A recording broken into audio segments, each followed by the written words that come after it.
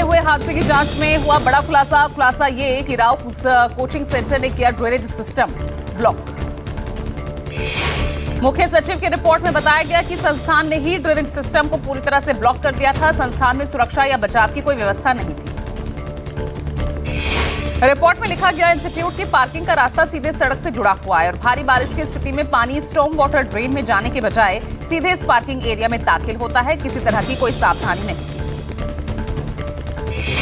Delhi coaching centre पर आज Delhi high court में सुनवाई। बेसमेंट में बनी लाइब्रेरी में अचानक पानी भरने से हुई थी 3 छात्रों की मौत। गृह मंत्रालय ने राउस कोचिंग सेंटर में हुई दुर्घटना की जांच के लिए एक समिति गठित की है और ये समिति हादसे के कारणों की पहचान करेगी। 30 दिनों के भीतर अपनी रिपोर्ट पेश करेगी। दिल्ली मंत्री और आप नेता आतिशी ने कोचिंग हादसे पर कहा, प्रारंभिक रिपोर्ट के आधार पर एमसीडी ने कार्रवाई शुरू की है। जो जेई जिम्मेदार था उसे एमसीडी से बर्खास्त कर दिया गया है। एई को तुरंत सस्पेंड कर दिया गया। आतिशी ने कहा कि मैं आपको भरोसा दिलाना चाहती हूं कि जैसे ही पूरी जांच रिपोर्ट सामने आएगी, इन अधिकारियों के अलावा भी कोई और भी अधिकारी शामिल हुआ तो उनके खिलाफ भी सख्त एक्शन लिया जाएगा।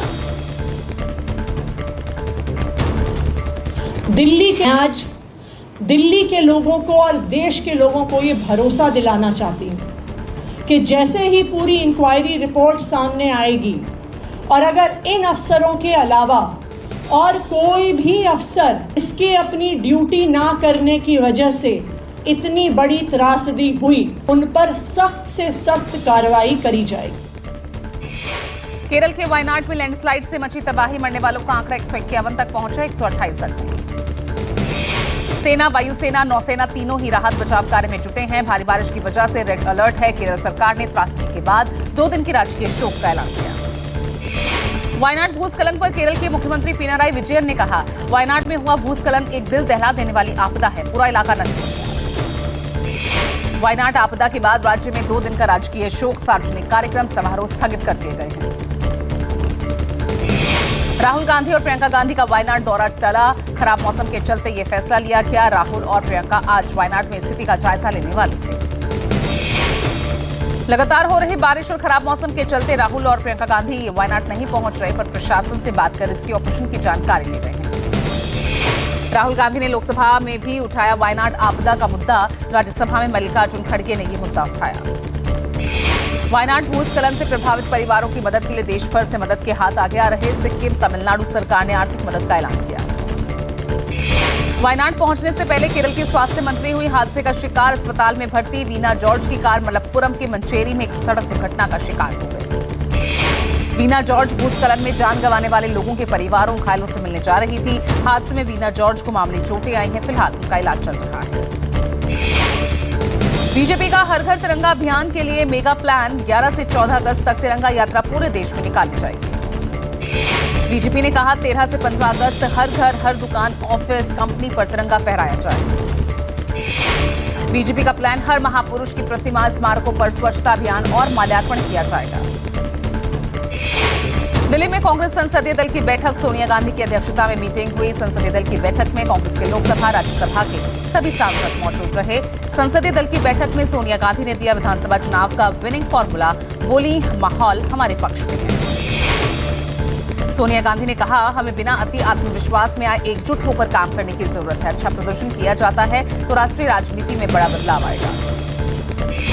सोनिया गांधी ने बजट को लेकर कहा, किसानों और युवाओं की मांगों को इसमें नजरअंदाज किया गया।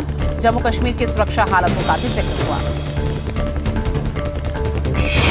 संसद की कार्यवाही शुरू होते ही विपक्ष का हंगामा। विपक्ष के सदस्यों ने वेल में आकर नारेबाजी की। लोकसभा में विपक्ष के हंगामे के बाद कार्यवाही को स्थगित करना पड़ा।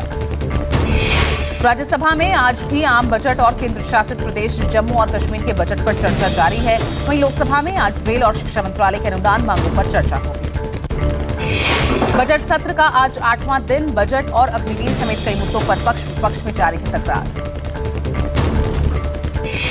संसद का मॉनसून सेशन चल रहा है। मंगलवार को संसद में जाति को लेकर सियासी जंग देखने को मिली। अनुराग ठाकुर ने संसद में कहा कि जिन लोगों को जाति का पता नहीं, वो जाति जनगणना चाहते हैं।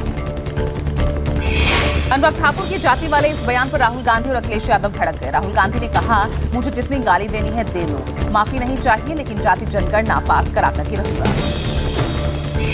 अनुराग ठाकुर के जाति वाले बयान को लेकर अखिलेश यादव ने भी तीखा पलटवार किया। अखिलेश यादव ने कहा, आप पूर्व मंत्री हैं, बड़े दल के नेता हैं, लेकिन आप जाति कैसे पूछ सकते हैं? जाति नहीं पूछ सकते।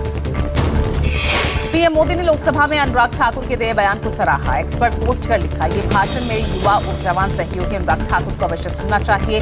तथ्य और हास्य का एक आदर्श मिश्रण इंडी गठबंधन की गंदी राजनीति को उजागर करता है। अखिलेश यादव ने तमाम मुद्दों पर नरेंद्र मोदी सरकार पर जमकर जोरदार हमला बोला। यूपी सीएम योगी की आड़ में तंज कसा। कहा, जिन्होंने आपको हराया उनको आप हटा नहीं पा रहे। जाति जनगणना को लेकर प्रियंका गांधी ने भी मोदी सरकार को घेरा। अनुराग ठाकुर के बयान को लेकर पीएम मोदी से किया सवाल। सामाजिक आर्थिक जाति जनगणना इस देश में 80% लोगों की मांग है। केंद्रीय वित्त मंत्री निर्मला सीतारमण ने लोकसभा में बजट चर्चा का जवाब देते हुए नेता प्रतिपक्ष राहुल गांधी को घेरा। हलवा सेरेमनी पर सवाल उठाने को लेकर राहुल पर पलटवार किया। राज्यसभा में बीजेपी अध्यक्ष जेपी नड्डा ने कहा, 3 करोड़ घर और बनाए जाएंगे। 3,24,000 करोड़ रुपए किसानों को दिए। यूपी विधानसभा में लव जिहाद के खिलाफ उम्र कैद की सजा के प्रावधान वाला कानून पास। विधि विरुद्ध धर्म परिवर्तन संशोधन विधेयक 2024 पास होने पर भड़के सपा अध्यक्ष अखिलेश यादव। यूपी विधानसभा में भी मंगलवार को सत्ता पक्ष और विपक्ष के बीच तीखी बहसबाजी। नेता विपक्ष माता प्रसाद पांडे को लेकर सीएम योगी ने सपा पर तंज कसा। सीएम योगी के गच्चे वाले बयान पर शिवपाल यादव ने पलटवार किया। शिवपाल यादव ने कहा, आपकी जितनी 2027 में आपको फिर गच्चा देंगे। केजरीवाल के समर्थन में एक बार फिर इंडिया गठबंधन ने दिखाई एकजुटता। जंतर मंतर पर विरोध प्रदर्शन किया। सीआईआई की बजट पोस्ट कॉन्फ्रेंस में प्रधानमंत्री नरेंद्र मोदी ने कहा, भारत 8% की रफ्तार से आगे बढ़ रहा। आज भारत दुनिया की 5वीं सबसे बड़ी आर्थिक ताकत है और वो दिन दूर नहीं तब भारत दुनिया की 3री सबसे बड़ी अर्थव्यवस्था होगा। हरियाणा में आम आदमी पार्टी का चुनावी अभियान जारी है। करनाल जींद में आज जनसभा रैली को सांसद संजय सिंह, पंजाब सीएम भगवंत मान और दिल्ली सीएम केजरीवाल की पत्नी स्मिता केजरीवाल संबोधित करेंगे।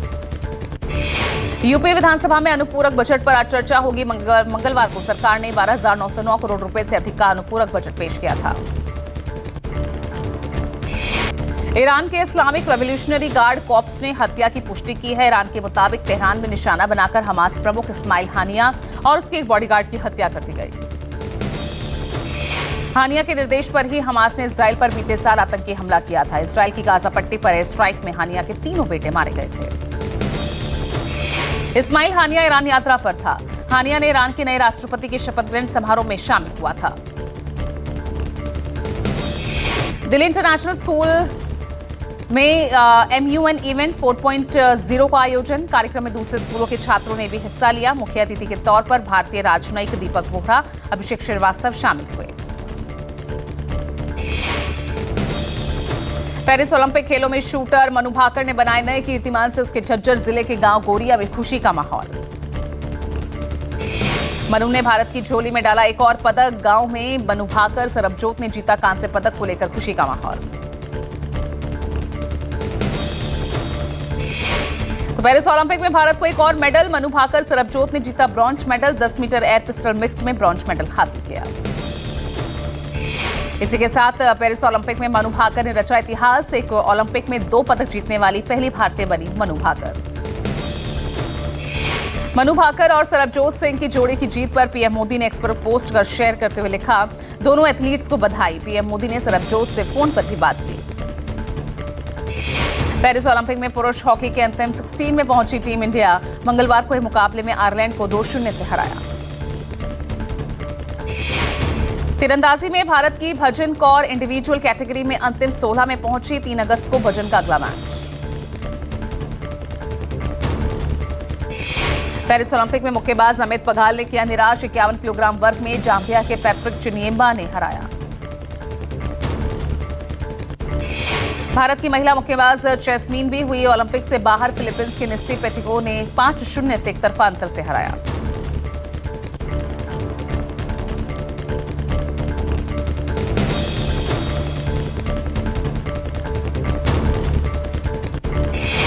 झारखंड में 6 महीने के अंदर तीसरी बड़ी ट्रेन दुर्घटना। जमशेदपुर के पास डीरेल हुई हावड़ा मुंबई में।